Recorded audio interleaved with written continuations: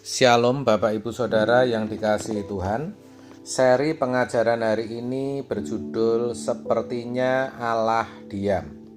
Saudara, adalah baik menanti dengan diam pertolongan Tuhan, tetapi ini tidak mudah. Ketika kita dilanda persoalan atau masalah berat yang tidak kunjung selesai, lalu ancaman terhadap kita semakin kuat, semakin mengancam, maka seringkali kita ragu terhadap Tuhan.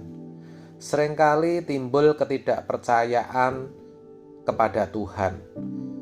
Apakah Allah itu benar-benar ada, hidup, dan mempedulikan kita?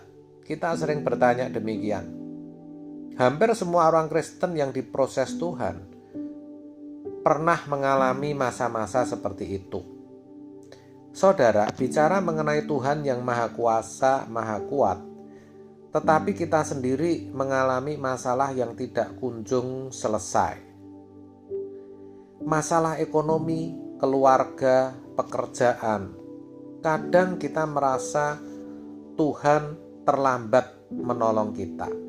Tetapi sejatinya Tuhan tidak pernah terlambat. Namun Tuhan juga tidak buru-buru.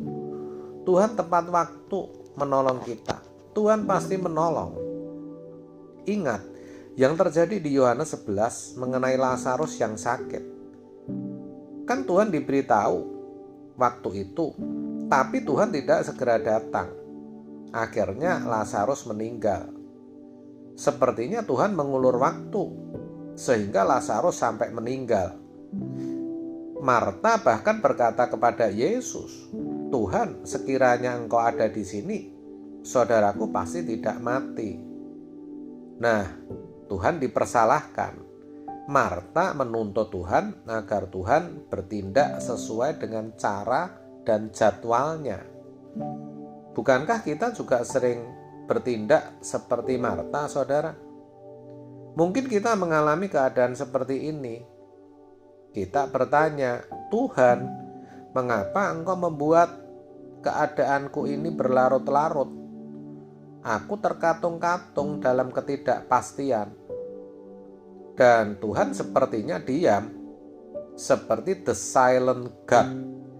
Allah diam. Saudara, itu bukan berarti Allah tidak peduli, melainkan karena Allah bekerja dalam ketepatan. Dia tidak buru-buru, juga tidak lambat. Kalau kita memandang Tuhan itu lambat, karena kita saja yang tidak cerdas. Sebaliknya, jarang ketika seseorang punya masalah, lalu Tuhan tolong. Dia berkata, "Tuhan, kok cepat sekali menolong saya, padahal saya masih sabar menunggu." Kan saudara nggak pernah dengar yang begitu. Yang ada, "Tuhan kok lambat ya?" Nah, orang maunya ditolong Tuhan secepat-cepatnya. Padahal Tuhan itu juga memiliki jadwal dalam pergumulan hidup yang kita hadapi.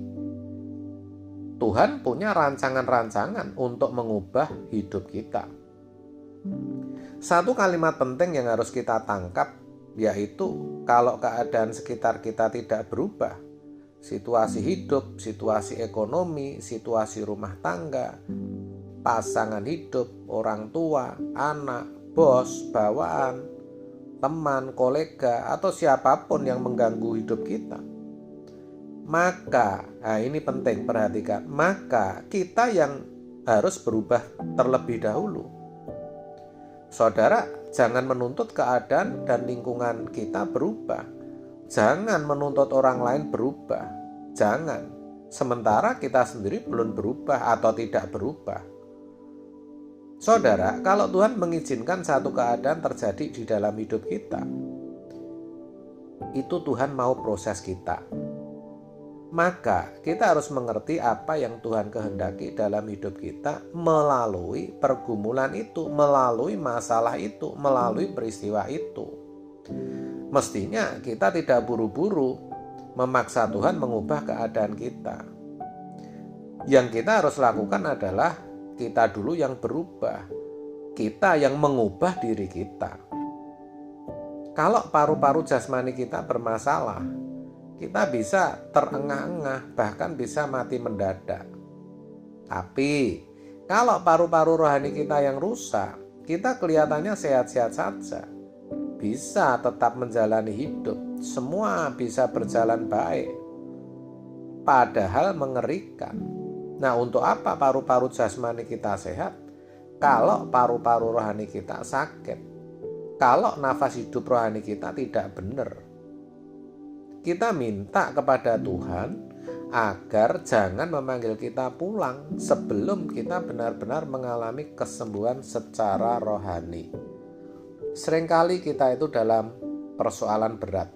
Kita diizinkan mengalami pergumulan yang tidak kunjung selesai. Nah, kita mau cepat-cepat persoalan itu berlalu atau lewat, kan begitu toh saudara? Padahal Tuhan izinkan persoalan itu terjadi untuk menyembuhkan kehidupan rohani kita. Paru-paru rohani tadi itu loh yang disembuhkan.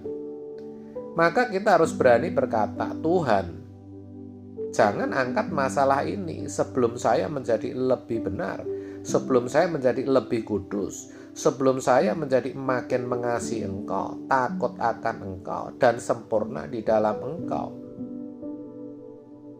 Ya saudara, kita harus berani berkata begitu.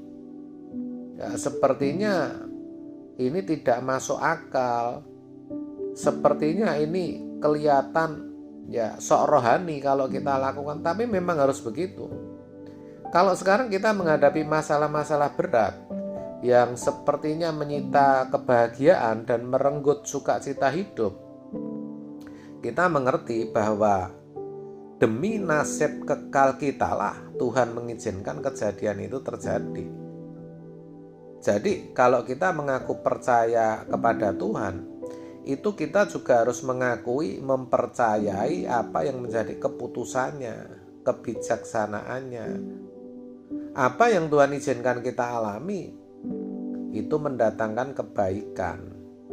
Roma 8:28. Jangan sok tahu, sok pinter, sok cerdas, tapi tetap percaya apa yang Tuhan lakukan itu baik adanya. Begitu. Coba perhatikan kehidupan Yusuf. Bagaimana Yusuf juga hampir saja dibunuh oleh kakak-kakaknya. Dia dibuang ke dalam sumur, diangkat dari sumur, bukannya ditolong loh, tapi untuk dijual sebagai budak. Ya saudara, bukankah sepertinya hidup Yusuf sudah berakhir di situ? Dia terpisah dari orang tua, dari Yakob yang sangat mencintai dia. Dia jadi budak, saudara. Lalu di rumah Potifar, merasakan kenyamanan sejenak. Ya mungkin Yusuf sempat berpikir, inilah waktunya mimpi yang pernah dia terima dari Tuhan terwujud, bahwa dia akan menjadi penguasa dan saudara-saudaranya bahkan orang tuanya juga akan sujud kepadanya. Namun yang terjadi apa? Justru keadaan semakin buruk. Sepertinya tidak ada masa depan bagi Yusuf, di penjara. Tetapi ingat, justru di dalam penjara itulah menjadi tangga untuk mencapai penggenapan rencana Allah. Di sana dia bertemu dengan pejabat makanan dan minuman raja yang kita tahu akhirnya mengantar Yusuf bisa bertemu Firaun. Ya saudara, maka tidak ada lagi dan tidak boleh ada alasan bagi kita untuk meragukan Allah semesta alam. Kalau saudara saat ini sedang terpuruk menghadapi berbagai persoalan kehidupan, seakan-akan langit itu runtuh, ya, percayalah bahwa Tuhan punya banyak jalan dan cara untuk selamatkan saudara. Jangan hanya berkata aku percaya, tapi benar-benar yakini bahwa Dia adalah Allah yang hidup, yang berkuasa menolong. Percayalah, Dia peduli. Amin. Tuhan Yesus memberkati.